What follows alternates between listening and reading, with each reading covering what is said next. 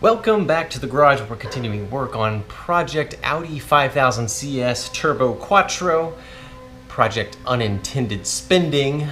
We are going to be tearing the front end of the car out of it today, replacing basically all the suspension and steering components, as well as rebuilding the steering rack. Well, those will happen in future videos. We're just going to remove it all from the car in this video. If you're just now joining the channel, be sure to check the link in the description below where you can see all the videos that lead up to the point where we are today. Let's go ahead and get started.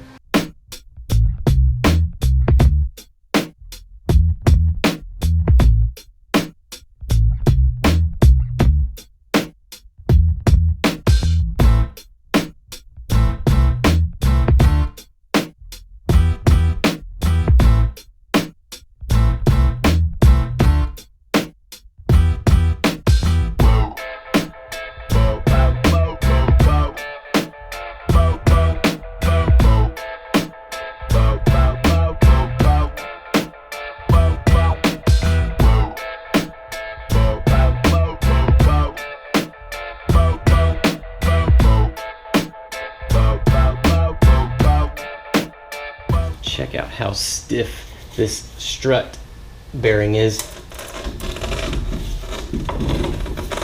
Yikes. I don't even know if there's a bearing left. No wonder the steering is so stiff. Yikes.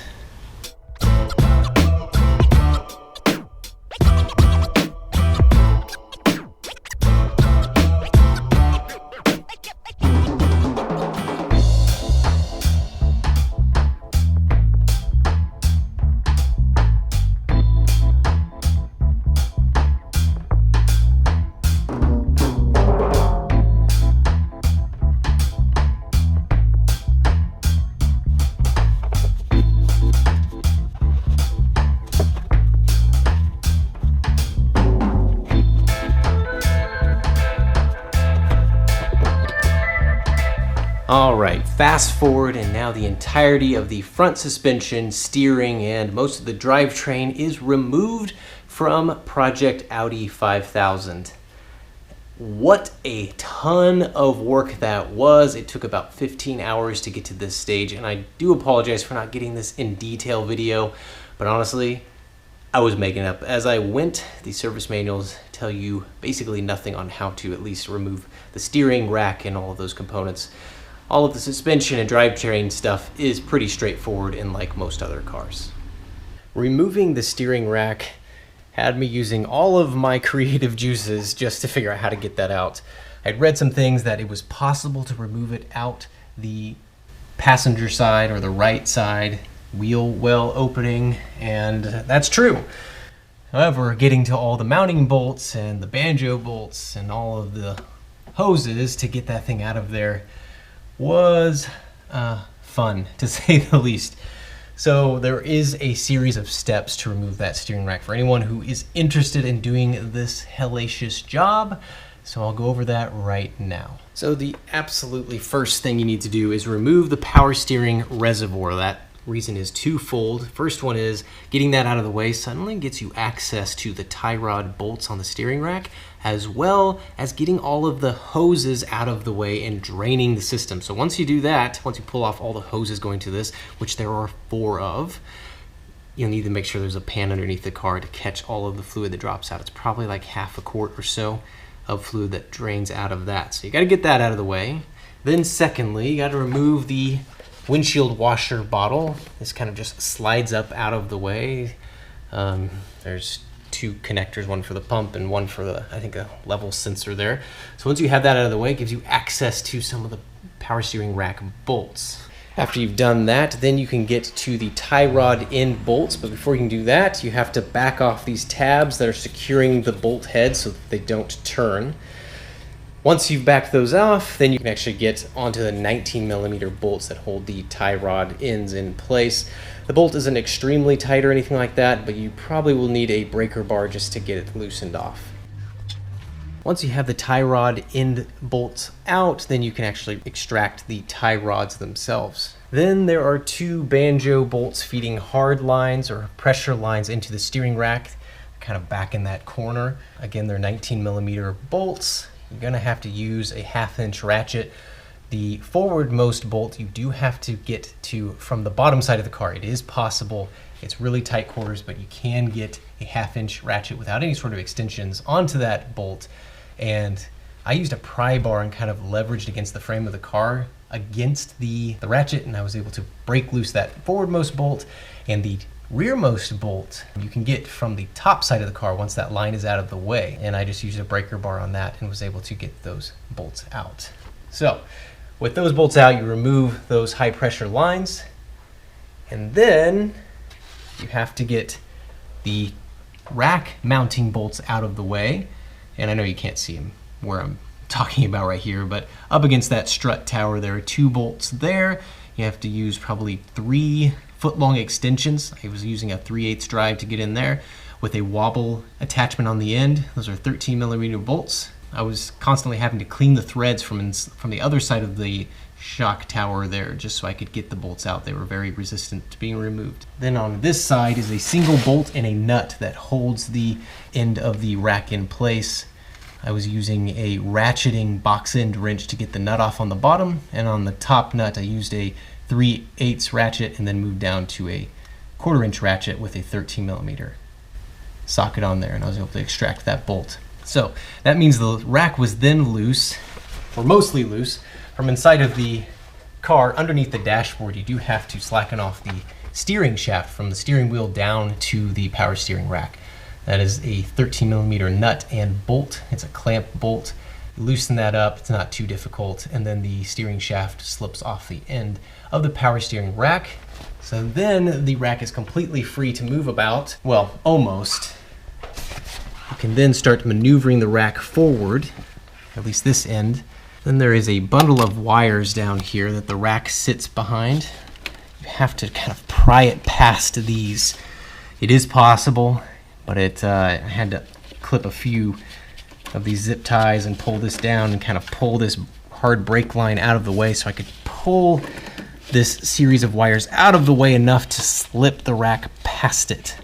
And then once that's done, you can rotate the rack and pull it out this wheel well. I know it sounds like a hodgepodge of instructions, and that's exactly what it is. It is not straightforward, which is the reason there are no write-ups on how to remove this. The service manuals don't even attempt to give you steps on how to remove that, but it is possible. And just take a look at that assortment of very used looking parts here. That is the culmination of the entire front suspension and steering assembly. Now they're just absolutely filthy, and that's primarily because the CV axle boots were ripped and all the grease had flung out. Now my original intention here was to rebuild these CV axles, but I have a feeling these have been open for so long, they feel so tight and notched that I don't know that this is even rebuildable. You can rebuild these if you catch the broken boot early enough, but once they're this far gone, the internal metal parts, the roller balls and all of that, they start to score and loosen up, and it's hard to justify rebuilding them. Here's your tie rod ends. Kind of an interesting design because the steering rack is mounted basically to the firewall, so you have these really long tie rods, and these were very past it, as you can see there. The brakes, they are in really bad looking condition, and that's just because they're coated in that CV axle boot grease, but I think they'll clean up all right. I do have new lines to fit there. Same with the caliper brackets, they just need to be cleaned up. Thankfully all the sliding pins are loose. Just take a look at these brake discs. First of all, look at the pads.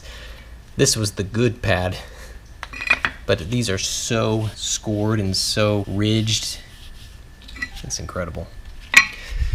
And here is the reason the brake light is on the car, because look at that, the sensor is completely gone. And this was almost against the backing plate. You can see how these pads have chamfered, and that just shows how ridged that rotor is. Pretty bad. These are probably the original rotors, if I were to guess. And then we have our control arms. These were in pretty poor condition. You can see the bushings were basically shot. Those inner ones were the sway bar mounts. This one's not nearly as rounded out as the other side. Check this out. I assume this is what happens when the bushings completely deteriorate. You can see that that's ovaled out that center, causing all sorts of racket, no doubt. Not to mention an impossible to align vehicle. So I have got new ones of those. And then our strut housings. These are in such bad condition, at least all the components within it. So I showed earlier that the strut mount bearing is doing absolutely nothing. So when you turn the steering wheel is really stiff. And I thought, well, maybe that's just the feel of the steering on this car. Well, no. It is because the steering rack is literally having to turn the strut along this bushing here because all of this is seized.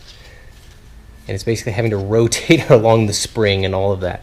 So it's probably twofold why this steering rack blew out. First one was that the boot split and allowed dirt in there to contaminate the seals and start leaking, but also because so much pressure is having to be used just to turn the struts. Both sides are the same way. The bearing is completely shot. And obviously the struts themselves are shot. They're both leaking heavily.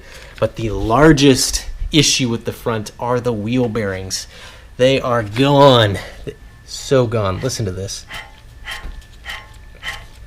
And that's the good one. It doesn't have any play in it, unlike this one. Listen to this. Yikes. You can hear it. It's probably got a couple millimeters of movement there. Of course, when that moves its way on out to the wheel, it's a significant amount of play. So I just put new tires on this car, and I didn't even put 10 miles on it since putting those tires on, because I knew this would destroy a new pair of tires if I were to allow this car to drive on the wheel bearing like that. So bad. Look at all that red dust. Incredible. So, yeah, there's all your old parts. And here's the real star of the show, the steering rack. Just, it's looking pretty rough. I'm hoping I can rebuild this. I found a rebuild kit for it, so we'll just have to hope and see. This was actually rebuilt by ZF right here. I don't know what year that would have happened, but clearly not under the previous owner's tenure. So it's at least a decade old. I think it's much more like 2 decades old. I figure that because, well, you can't buy these anymore, not even rebuilt ones. So my hand is forced into having to rebuild it myself. Oh, it's gonna require a ton of cleaning, but I think we can save it.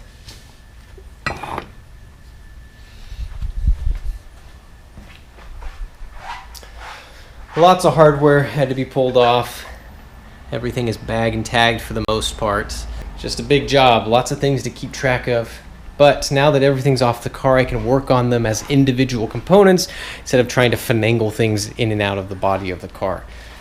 So that will be the topic of the next videos, starting with that steering rack. So that's all I have for this video. Again, apologies for not getting this all in detailed shots, but I had a 3-day weekend to get as far as I did, and that's as far as I got. So on tight timelines like that, that always means that video takes a back seat, just so I make sure I get it done. But in the next videos, we'll go in more detail on how to actually repair all of these sub-assemblies. So, as always, thanks so much for watching, and we'll see you guys again next time.